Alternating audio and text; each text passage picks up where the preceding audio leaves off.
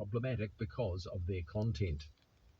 The Qualifications Authority is raising red flags about the risk of AI cheating by students in internal assessments, while acknowledging it's making greater use of the technology itself. Our education correspondent John Gerritsen reports. NZQA appeared before Parliament's Education and Workforce Select Committee today for its annual review. Chief Executive Grant Clinkham told MPs 80% of NCEA credits achieved last year were internally assessed, despite the cheating risks posed by artificial intelligence. He suggested the proportion of external assessments might need to be higher. However, Dr. Clinkham said AI also presents opportunities. He said automatic marking was as accurate as humans, and NZQA would use AI technology to grade next month's Level 1 writing tests, with humans double-checking 40% of the papers. Police have used special search powers and arrested 3 gang members following gang conflict which they say posed a risk to the Gisborne community. Tairāwhiti Area Commander Inspector Danny Kirk says police sought the gang conflict warrant after 8 violent episodes last month involving firearms and disorder. He says 3 men have been arrested on a variety of charges, including possession of an offensive weapon, prohibited display of gang insignia, and possession of methamphetamine. Dr. John Mayhew, the All Blacks team medic for almost 2 decades, has passed away, aged 69. In a statement, the North Harbour Rugby Union says Dr. Mayhew passed away today following recent heart complications. John Mayhew served as the All Blacks team doctor from 1988 to 2004, including 4 World Cup campaigns.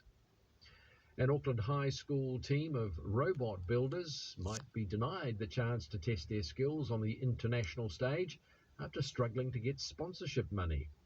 The Linfield College Year 12 robotics team won the right to compete at the World Championships in Texas late this month. Linfield College teacher Craig YOURE says despite raising a good chunk of cash themselves, they've resorted to a give a little page. We're still short of about $10,000. That still doesn't cover everything, but, the parents and schools and, we all put our own bit in. So, it would be good to be able to cover everything. Craig YOURE says there was no expectations for last year's sponsors to stump up the money again.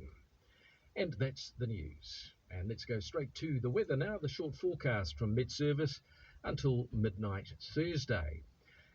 In the west from Northland to Taranaki, including Coromandel Peninsula and Taumaranui, mainly fine with isolated showers clearing this afternoon, cloud increasing in eastern Northland and the Coromandel tomorrow evening. For the remainder of the North Island, mostly fine, cloud and isolated showers about the ranges south of Taupō clearing this afternoon. For Bulla, Grey and Westland, fine spells and isolated showers, clearing in Bulla later tomorrow. For Nelson, Marlborough, Canterbury, Otago, except Clutha, cloudy periods about Dunedin today, otherwise fine. For Clutha and Southland, cloudy periods and scattered showers, they'll clear, becoming fine tomorrow morning. A few showers lingering about Stewart Island. To Fiordland now, and cloudy periods with occasional showers. And for the Chatham Islands, mostly cloudy with showers becoming few and far between tomorrow. It is 7 minutes past 6. This is RNZ National. I'll be back with more news and we'll have some traffic information if you can let us know on 2101. That's at around 6:30.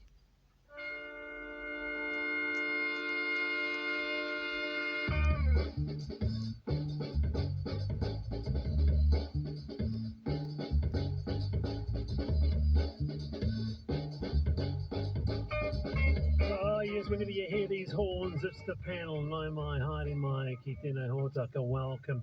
Wallace Chapman with you on iHeart, Spotify and on the RNZ app. Or the OCR rate cut this afternoon. What does that mean for your mortgage? And explain it.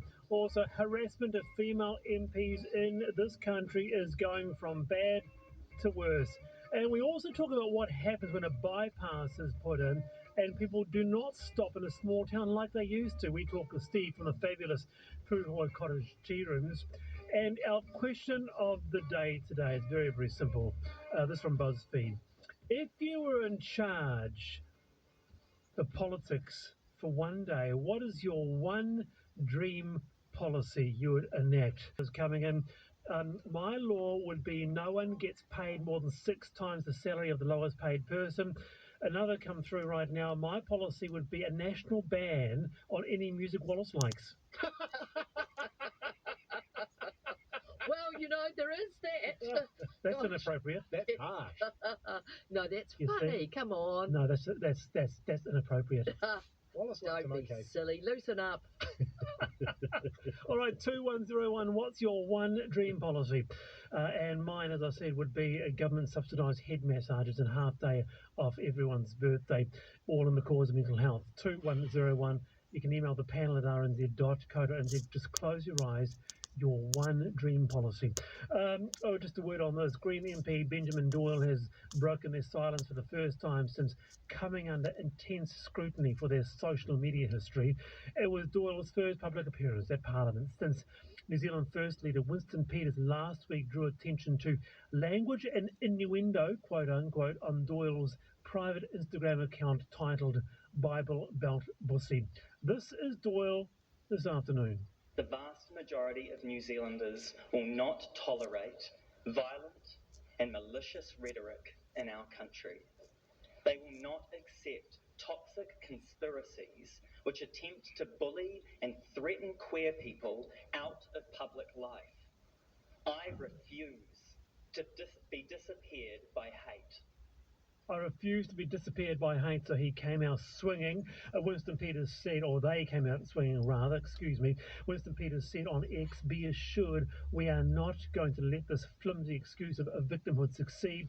So Doyle won't resign. Around the panel, thoughts on this breaking news at 3:30 this afternoon. Cindy? Well, I'm going to refer to this in my I've been thinking, but I'm glad he hasn't resigned. I wouldn't, that's not the right reason for resigning, is being pushed into it like that.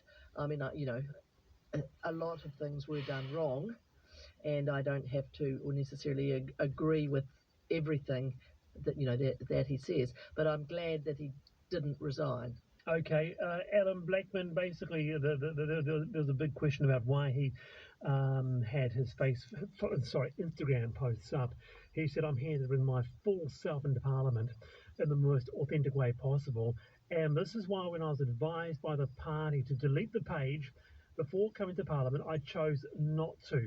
He said he was politically naive. What do you make of this? Well, I think anybody excuse me, please, my apologies.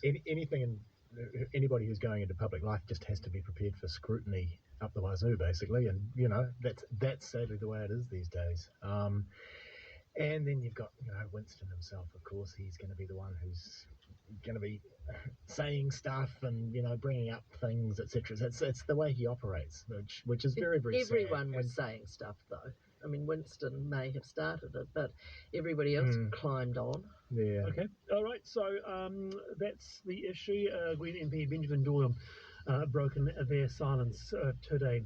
All right. Now to this. You'll be wanting to hear this. The Reserve Bank has cut the official cash rate by 25 basis points to 3.5%. It's the lowest the OCR has been at since October 2022. So Finance Minister Nicola Willis said someone with a $500,000 mortgage over 25 years, a 2 percentage point drop in their interest rate reduced their repayments by about $300 a fortnight. Now, it comes as President Trump's global tariffs took effect a few hours ago. With us is economist Cameron Baggery from Baggery Economics. Welcome, Cameron. Good evening, Wallace. Were you expecting this? Yeah, it was widely expected the Reserve Bank was going to cut another 25 basis points. There was a little bit of excitement in the past couple of days that perhaps they might go 50 basis points because of what we started to see around the globe, but they took a measured approach, and of course they left the door open to further lowering in the official cash rate over the coming sort of 3 to 6 months. They had a bit of a hat tip to what's going on around the globe, and the global environment at the moment is very risky. That could add another layer of negativity to global growth and, by definition, the New Zealand economy as well. So, yeah, financial markets viewed today, was it just an interest rate cut? It had a little bit of a dovish tone about it.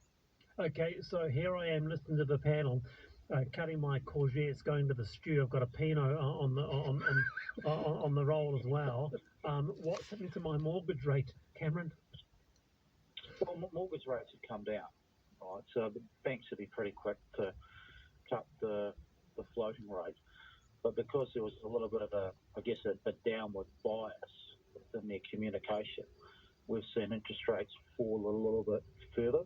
And that's allowing banks with a little bit more scope to cut, those 1 and 2 year fixed lending rates. So it's a good news story out there for borrowers. But of course, you've got to remember that when interest rates go down, they're a double-edged sword, two-sided coin. And one group benefits, and that's in the form of borrowers when interest rates are going down. And the other side of the coin is depositors. Well, they don't tend to do so well when interest rates are coming down because their term deposit rates fall. Yes, indeed. So, Cameron, here's a question which may be well below your pay grade, frankly. However, when the interest rates come down, do you proactively, so the bank proactively says, your payments have gone from